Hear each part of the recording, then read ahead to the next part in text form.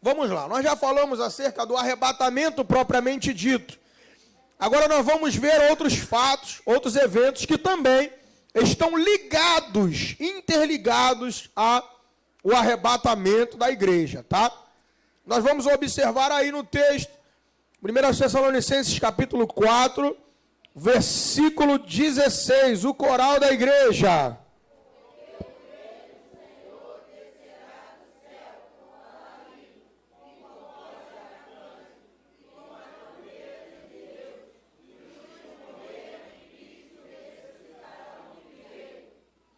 17, o coral da igreja.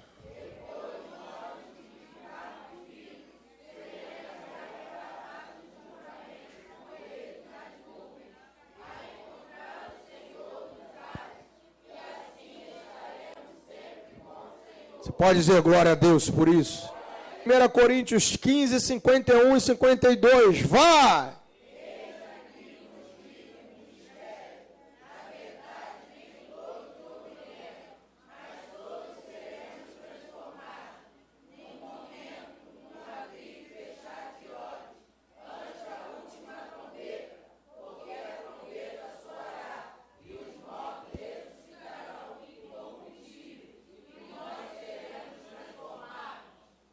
Então você observa aí no texto, tá? Aqui, ó, de 1 Coríntios 15 e aqui 1 TS 4, tá? Você observa no texto, como eu já falei, que eles são, esses dois textos, eles se correlacionam. Alguns termos estão ligados uns aos outros, eles usam termos parecidos. O apóstolo Paulo, de propósito, ele já usa termo parecido, tanto em 1 Coríntios 15, 51 e 52, quanto em 1 Tessalonicenses 4, 16 e 17. Tá? Você observa que lá em Tessalonicenses, ele vai dizer assim, os mortos em Cristo, os mortos em quem? Em Cristo. O ímpio está morto em Cristo?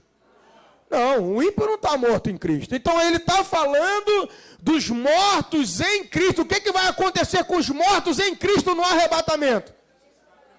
Será todos os mortos da humanidade, crente, não crente, ímpio, não salvo, salvo, é todo mundo?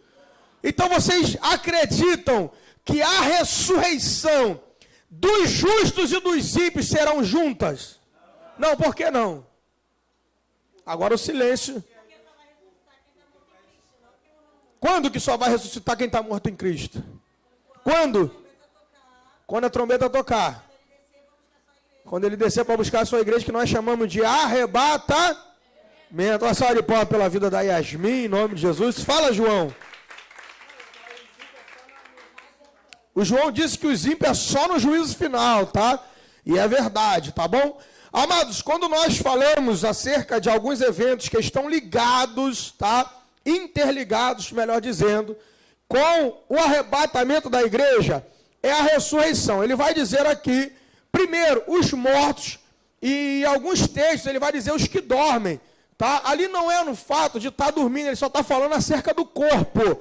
Não é a alma que dorme, é o corpo, tá? O corpo que descansa na sepultura. Ele usa o termo dormir, ele está falando sobre o corpo somente. Ele não fala da alma nem do espírito, ele fala do corpo que está morto. Ele se utiliza do eufemismo, tá, para dizer daqueles que dormem, para ele não falar daqueles que morreram. Talvez aquelas pessoas, quando você lê o texto de Tessalonicenses, você vai ver que os irmãos em Tessalônica, eles estavam preocupados com aqueles que haviam morrido.